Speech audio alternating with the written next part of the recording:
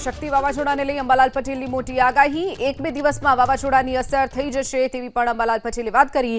જામનગર કચ્છ સહિતના દરિયાકાંઠે વાવાઝોડાની અસર જોવા મળશે। 65 થી 70 કિલોમીટર પ્રતિ કલાકની ઝડપે પવન પણ ફૂંકાઈ શકે છે તેવી આગાહી અંબાલાલ પટેલે કરી છે। તો ઓમાન તરફ આ વાવાઝોડું આગળ વધી રહ્યું છે। વાવાઝોડું રિકવર થવાની શક્યતા, વાવાઝોડાની સાથે પશ્ચિમી વિક્ષેપ પણ વધી રહ્યું છે। તો કચ્છ સૌરાષ્ટ્રના ઘણા ભાગોમાં વરસાદની શક્યતા પણ વ્યક્ત કરાઈ છે। 10 ઓક્ટોબર સુધી વરસાદ રહેશે અને દક્ષિણ ગુજરાતના કેટલાક ભાગોમાં વરસાદની શક્યતા છે તેવી પણ વાત અંબાલાલ પટેલે કરી છે। ધીરે ધીરે આ વાવાઝોડું લગભગ જામનગરના ઉપલા ભાગોમાં અને કચ્છના ભાગોમાં અસર કરી શકે તેમ છે અને લગભગ રવિવારની સાંજ સુધીમાં અથવા તો 1-2 દિવસમાં આ વાવાઝોડાની અસર શરૂ થઈ જશે। પરંતુ આ વાવાઝોડાના કારણે લગભગ અત્યારથી જ જામનગરનું હવામાન કે ઉત્તર સૌરાષ્ટ્રનું હવામાન તો બદલાયું જશે। પણ વધુમાં જોઈએ તો ઘણી વખત એન્ટી સર્ક્યુલેશનો થતા હોય છે અને આ એન્ટી સર્ક્યુલેશન કારણે ઓમાન તરફ જે વાવાઝોડા જતા હોય છે એ ઘણી વખત રિકવર થતા હોય છે।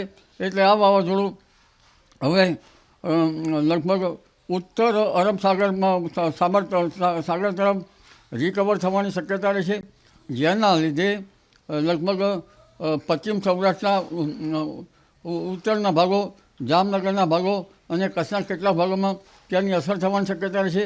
પરંતુ ઉલ્લેખનીય છે કે આ વાવાઝોડાના સાથે સાથે એક વેસ્ટર્ન ડિસ્ટર્બન્સ આવી રહ્યો છે।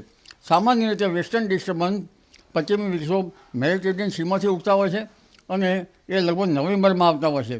પરંતુ જાણ્યા અજાણ્યા કેટલાક બળોના કારણે અત્યારથી જ વેસ્ટર્ન ડિસ્ટર્બન્સ શરૂ થઈ રહ્યું છે। એટલે દેશના ઉત્તરીય પર્વતીય પ્રદેશોમાં ભારે હિમવર્ષા, અતિ ભારે વરસાદ થવાની શક્યતા રહેશે અને ક્યારેક હેલ સ્ટોર્મ પણ બની શકે, જેના કારણે ગુજરાતમાં ગરમી વચ્ચે ઠંડીની લહેર આવી શકે। પરંતુ આ વાવાઝોડાના કારણે અને બંગાળનો ઉપસાગરમાં એક સિસ્ટમ બની રહી છે, એ બંનેના કારણે અને વેસ્ટર્ન ડિસ્ટર્બન્સના ઇન્ટરેક્શનના કારણે લગભગ સૌરાષ્ટ્રના ઘણા ભાગોમાં વરસાદ થવાની શક્યતા રહેશે, જેમાં ઉત્તર સૌરાષ્ટ્રના ભાગોમાં વરસાદ થવાની શક્યતા ગણી શકાય। કચ્છના ભાગોમાં અને જામનગરના ભાગોમાં વરસાદ થવાની શક્યતા ગણી શકાય।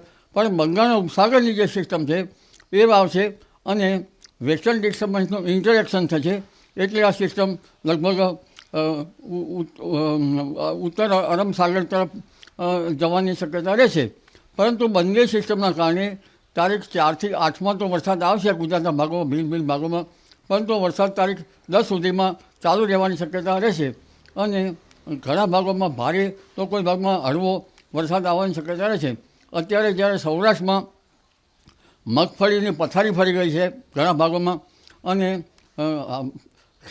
ખેડૂતો માટે ઘાસનો જે મગફળીનો પાલો પણ હાથમાં આવે એવું નથી ઢોરના માટે, ત્યારે પડા ઉપર પાછું મારવા જેવી સ્થિતિ થશે। જોકે જામનગરમાં કેટલાક ભાગમાં હજુ વરસાદની જરૂર છે। ખંભાળિયા વગેરે ભાગોમાં કેટલાક ભાગમાં વરસાદ વરસી શકે તેમ છે, જામનગરના ભાગોમાં વરસાદ વરસી શકે તેમ છે અને સૌરાષ્ટ્રના ભિન્ન ભાગોમાં વરસાદ વરસી શકે તેમ છે, ઉત્તર ગુજરાતના ભાગોમાં વરસાદ વરસી શકે તેમ છે।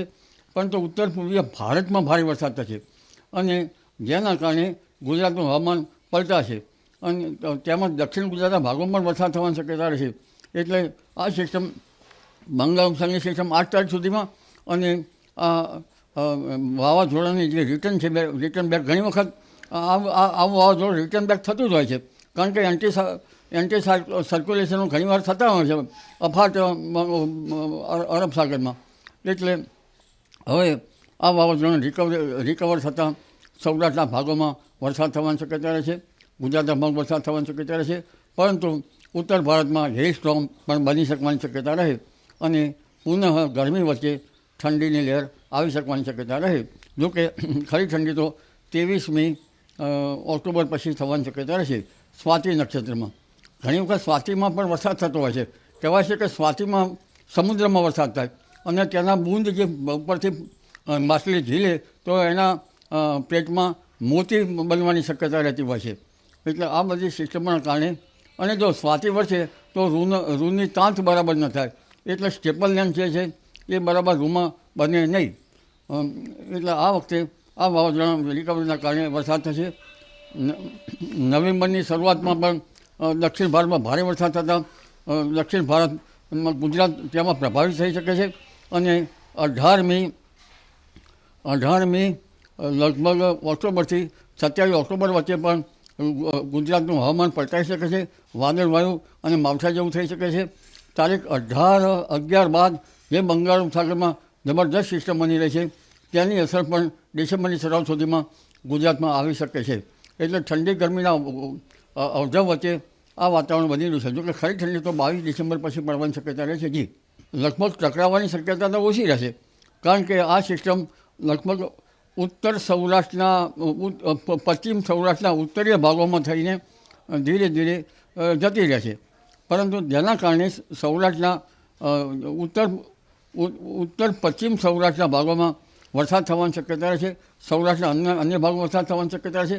પરંતુ જે વેસ્ટર્ન ડિસ્ટર્બન્સ આવેલું છે 25 વિક્ષોભ, એની ઇન્ટરેક્શનના કારણે આ વાવાઝોડું ઉત્તરાયણ તરફી રહેવાની શક્યતા રહે છે અને બંગાળ ઉપસાગર અને અરબ સાગરના ભેજના કારણે ગુજરાતમાં વરસાદ થવાની શક્યતા રહે છે. જી.